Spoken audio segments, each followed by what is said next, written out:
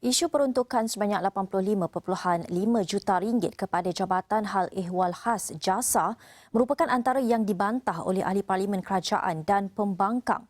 Rata-rata berpendapat bahawa peruntukan sebanyak itu sepatutnya digunakan untuk membantu rakyat yang sedang dihimpit kesusahan akibat pandemik COVID-19. Menurut ahli parlimen Shah Alam Khalid Samad, amanah amat tidak wajar untuk kerajaan mempertingkatkan peruntukan untuk jasa yang mahu dihidupkan kembali ketika rakyat berdepan masalah ekonomi.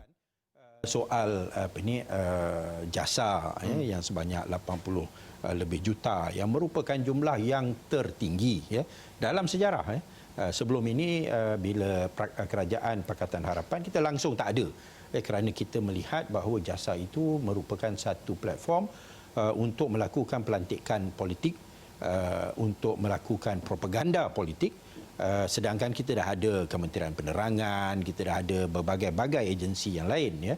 Tapi tiba-tiba masa kita tengah sibuk dengan soal pandemik, peruntukan untuk jasa itu pula ditingkatkan. Bagi ahli parlimen Tanjung Karang Tan Sri Nur Omar UMNO, kerajaan perlu sedar bahawa ketika ini membantu rakyat perlu diutamakan berbanding melantik pegawai jasa. Itu pun kita kena tengok balik. Sama dia perlu tak perlu jasa ini diwujudkan. Dulu kita dah masa zaman BN kita wujud. Zaman PH dibatalkan.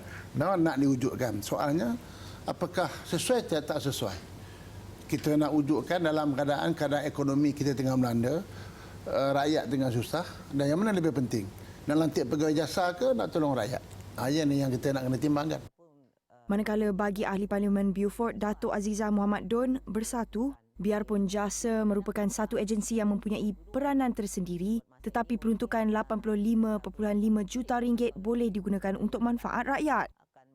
Memang dia sesuatu agensi yang sebenarnya ada gunanya, tetapi sama seperti Tan Sri Nur, saya pun ingin tanya juga buat masa ini adakah sesuai.